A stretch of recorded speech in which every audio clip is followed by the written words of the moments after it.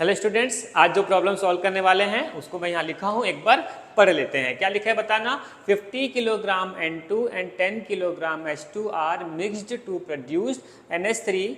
Calculate the ammonia gas formed, identify the limiting reactant. तो क्या बोल रहा है कि अमोनिया गैस कितना फॉर्म्ड हो रहा है ये बताना है, plus identify the limiting reactant. मतलब N2 और H2 में लिमिटिंग रिएक्टेंट कौन है अपने को ये बताना है।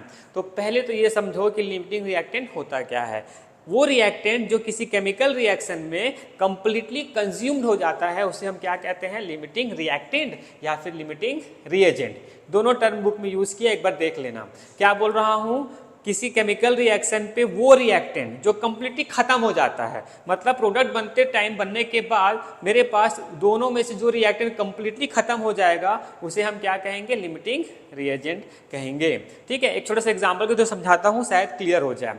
जैसे मान लो कि हमारे घर में या मेरे घर में मान लेता हूँ, चलो मेरे घर में 10 किलो चाय पत्ती रखा है, 10 किलो शक्कर रखा है। अब मुझे चाहिए दूध की चाय।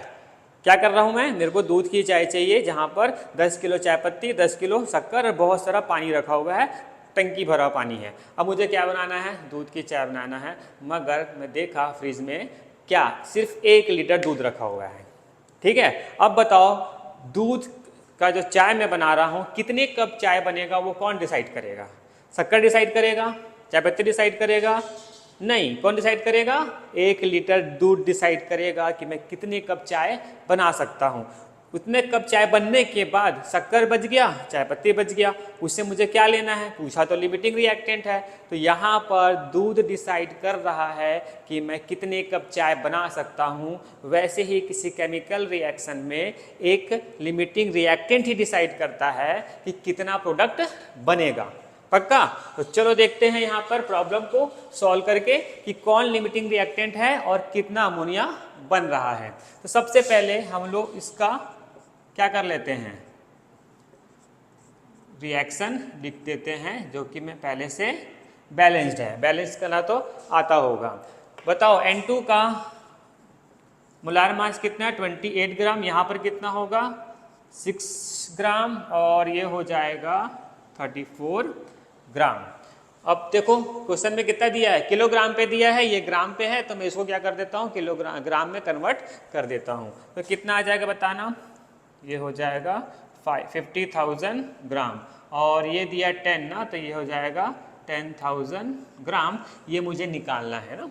ठीक है, प्रॉब्लम ग्राम में दिया है, बहुत ही आसान है, आराम से बना के देखते हैं। तो एक काम करते हैं, एक एक करके बना के देखते हैं कि N2 कितना अमोनिया बना सकता है और H2 कितना अमोनिया बना सकता है। तो मैं क्या कर रहा हूँ, यहाँ पर लिख के देखते हैं। तो बताओ, यहाँ से सीधा 28 ग्राम ना, तो लिखेंगे, क्या लिखेंगे, 28 gram of N2 produced 34 gram of ammonia. Clear है? ठीक है।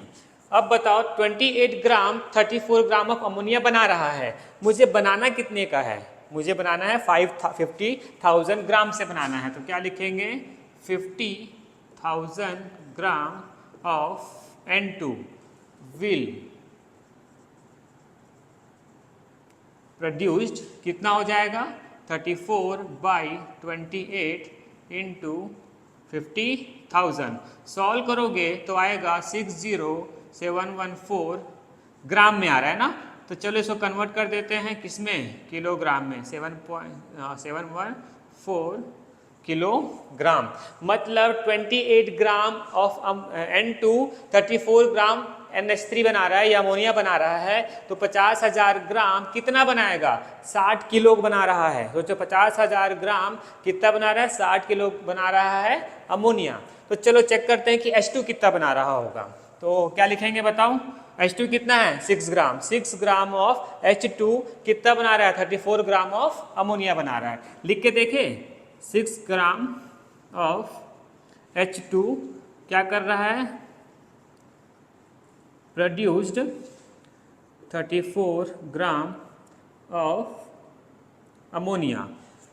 निकालना कितने का है, 10,000 का। तो क्या करेंगे, 10,000 gram of H2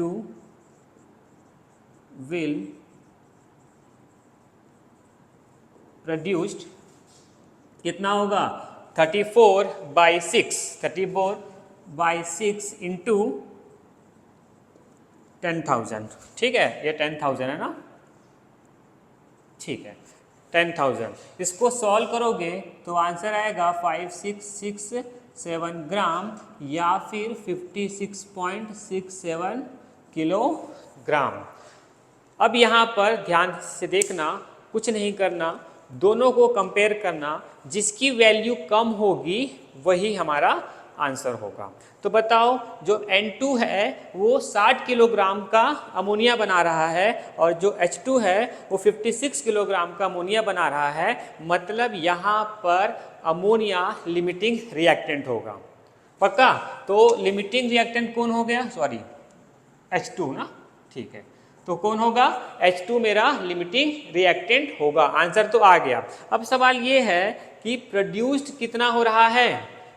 N2 60 kilogram produce कर रहा है और H2 56 किलोग्राम प्रोड्यूस कर रहा है। और मैं अभी बोला कि जो लिमिटिंग रिएक्टेंट होता है वो डिसाइड करता है कि कितना अमोनिया या कितना प्रोडक्ट प्रोड्यूस्ड होगा। तो H2 जो प्रोड्यूस कर रहा होगा वही अमोनिया का अमाउंट होगा।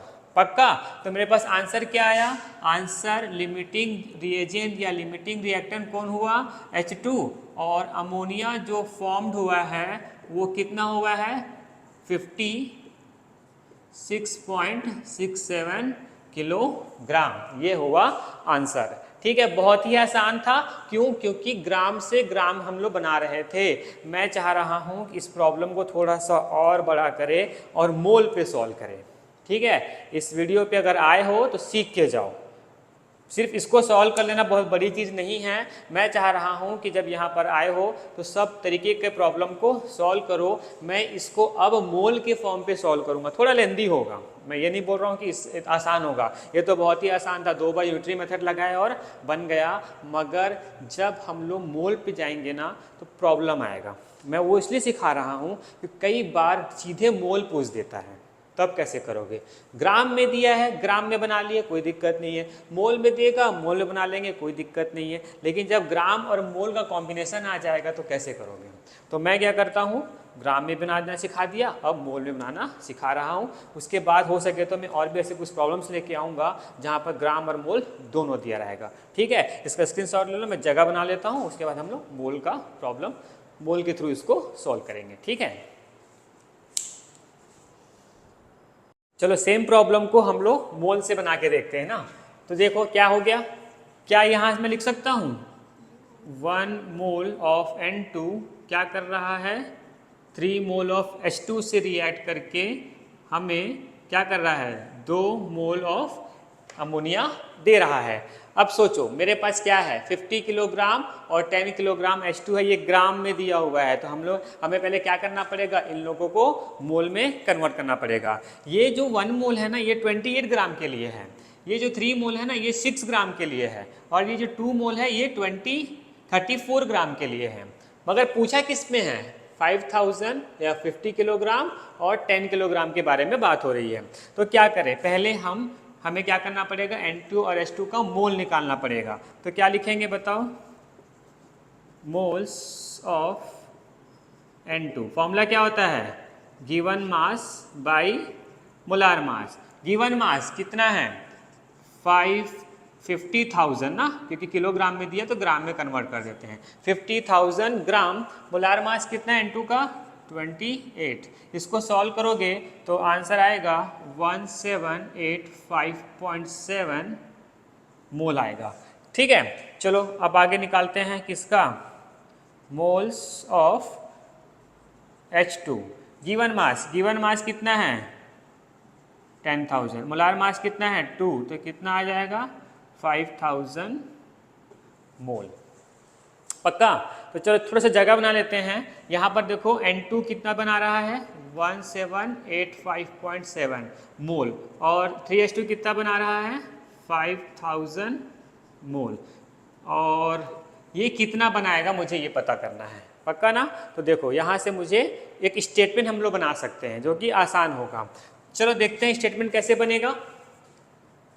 1 mole of N2 react with 3 mole of H2।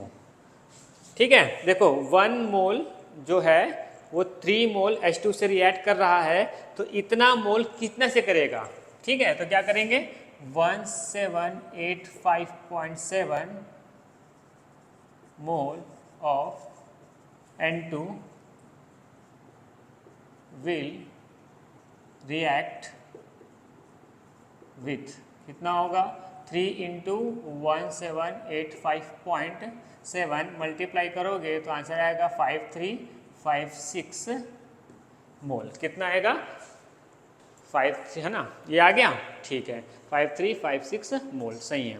इसके बाद क्या करें, चलो अगर अच्छे से समझ जाओगे ना तो यहीं पर आंसर को रोक सकते हो, लेकिन चेक कैसे करना है मैं वो भी बताऊंगा ना। देखो यहाँ पर समझो, 1 mole of N2 3 mole of H2 से रिएक्ट करके 2 मोल ऑफ अमोनिया दे रहा है, मतलब अमोनिया को प्रोड्यूस करने के लिए 1 मोल N2 को 3 मोल H2 चाहिए। फिर से बोलो, ध्यान से सुनो, अगर मुझे परफेक्टली एक प्रोडक्ट चाहिए तो 1 मोल N2 क्या कर रहा है, 3 मोल H2 से रिएक्ट करके मुझे एक कंप्लीट अमोनिया 2 मोल दे रहा है। अब यहाँ आते हैं, देखो 1 मोल N2 को 3 मोल H2 चाहिए, 1 मोल N2 को 3 मोल H2 चाहिए, इतने मोल N2 को इतना मोल H2 चाहिए। फिर से बोलो, ध्यान सुनो, 1 मोल N2 को 3 मोल H2 चाहिए, इतने मोल N2 को इतना मोल H2 चाहिए, मगर इतना तो है ही नहीं। देख लो, मेरे पास कितना चाहिए, 5356 मोल H2 चाहिए N2 को, ताकि वो अच्छे से प्रोडक्ट बना सके, मगर उसके पास है कितना, 5000। तो क्या ये प्रोडक्ट बना पाएगा? नहीं बना पाएगा। तो कितना प्रोडक्ट बनेगा यहाँ पर H2 डिसाइड कर रहा है। थोड़ा कंफ्यूजन हो रहा होगा तो मैं सिचुएशन को एक बार रिवर्स कर दूंगा, फिर से देखना, आराम से समझ में आएगा।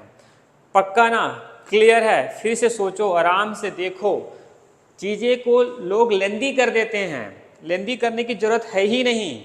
एक एक लाइन को अगर ध्यान से समझोगे, आराम से चीज़ें क्लियर हो जाएगी ना। मैं फिर से बोल रहा हूँ, ध्यान से देखो कि अगर मेरे को परफेक्टली एक प्रोडक्ट बनाना है या फिर मुझे अमोनिया बनाना है तो 1 मोल N2 को 3 मोल H2 चाहिए यार। वैसे ही इतने मोल N2 को इतना मोल H2 चाहिए, मगर उतना मोल H2 है ही नहीं। कितना मोल H2 है, 5000। इसका मतलब H2 क्या हो गया यहाँ पर, लिमिटिंग रिएजेंट या लिमिटिंग रिएक्टेंट हो गया। पक्का? ठीक है, तो मैं यहाँ पर लिख देता हूँ क्या, H2 जो है लिमिटिंग रिएक्टेंट है। ठीक है, अब बोलोगे सर थोड़ा कंफ्यूजन है, तो चलो एक काम करते हैं, चीज़ों को पलट के देखते हैं ना। मैं क्या करता हूँ, चीज़ों को पलट देता हूँ। मैं यहाँ पर क्या किया था, 1 मोल को N2 को 3 मोल H2 से मैं रिएक्ट करवाया था। क्या उल्टा नहीं कर सकते हैं? ट्राई करें। चलो देखो, चीज़ों को ना जितना ज़्यादा सेपरेट करके बनाओगे ना, आसानी से समझ में आएगा। एकदम बंच में घुसा दोगे, लेंदी कर दोगे ना, तो चीज़ें क्लियर नहीं होती है। छोटे छोटे टुकड़ों में, क्रिकेट देखे हो ना, क्रिकेट अगर देखते हो ना तो तुम लोग आजकल के बच्चे ना T20 वाले हो गए हो, धड़ धड़ गए, मारे और निकल गए, चले तो चले वरना ख़त्म, है ना। टेस्ट मैच देखो, टेस्ट मैच क्या होता है, 5 दिन का मैच होता है। 5 दिन के मैच में हर एक बैट्समैन क्या करता है, सेशन वाइज खेलता है। चलो यार, आज मैं सुबह का पहले जो 28 से 30 ओवर का सेशन है मैं वो निकाल लेता हूँ, उसके बाद दोपहर को तो फिर सिचुएशन अलग हो जाएगा, तो अपन आराम से खेल लेंगे। तो ज़िंदगी भी वैसे ही है, मैथ्स भी ऐसे ही है, फिजिक्स भी वैसे ही है। अगर शॉर्टकट पे जाओगे तो T20 वाली ज़िंदगी हो जाएगी ना। टेस्ट देखो, टेस्ट बहुत मज़ा आता है, सेशन वाइज खेलो, बहुत मज़ा आता है। ठीक है, चलो अब मैं क्या करता हूँ, मैं जाता हूँ H2 को N2 से रिएक्ट कर रहा हूँ। किसको? H2 को N2 से रिएक्ट कर रहा हूँ। तो क्या हो रहा? 3 mole of H2 react with 1 mole of, क्या कर रहे हैं अपन? N2 से कर रहे हैं ना, जस्ट उल्टा। 3 मोल को मैं अब 1 मोल से कर रहा हूँ, जस्ट उल्टा। क्लियर है? देखना आराम से बनेगा। अब मुझे क्या करना है बताओ? मेरे पास H2 कितना दिया है? 5000 दिया है ना। तो अपन क्या करेंगे? लिखेंगे 5000 mole of H2 will react with, कितना होगा? 1/3 इंटू 5000 डिवाइड करोगे तो आंसर आएगा 1666.7, है ना? कितना आएगा? ठीक है, ये आ जाएगा मोल में 166.7 मोल। ये किसका आ गया? ये आया जब मैं H2 को N2 से रिएक्ट कर रहा हूँ। ठीक है ना? किससे कर रहा हूँ? H2 को N2 से मैं रिएक्ट कर रहा हूँ। तो आंसर आ रहा है 166.7 मोल आ रहा है।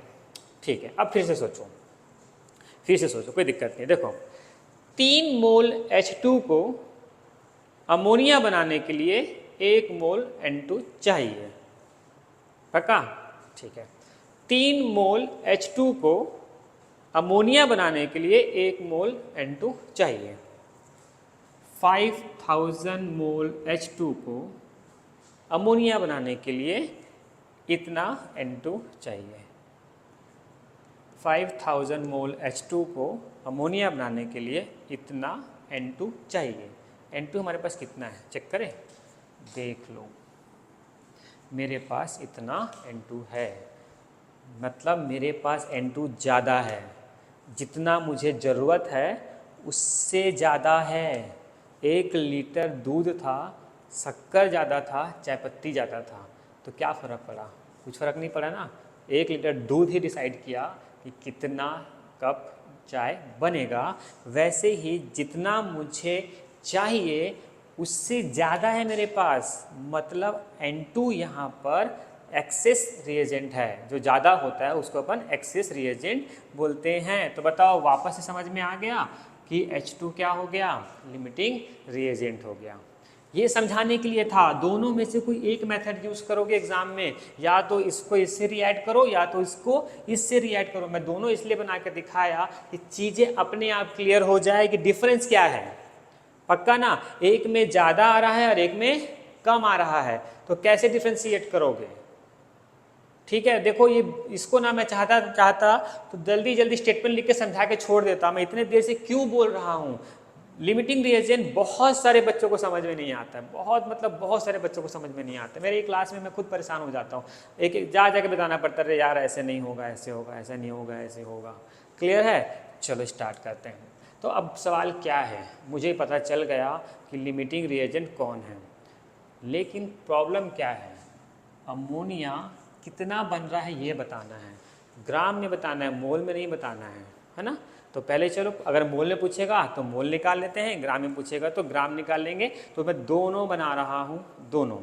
ठीक है, क्लास इस टॉपिक के स्टार्टिंग में मैं बोला था कि जब अमोनिया या जो प्रोडक्ट मैं बनाऊंगा वो किसके ऊपर डिपेंड करता है? वो लिमिटिंग रिएजेंट के ऊपर डिपेंड करता है। किसके ऊपर डिपेंड करेगा? Limiting reagent.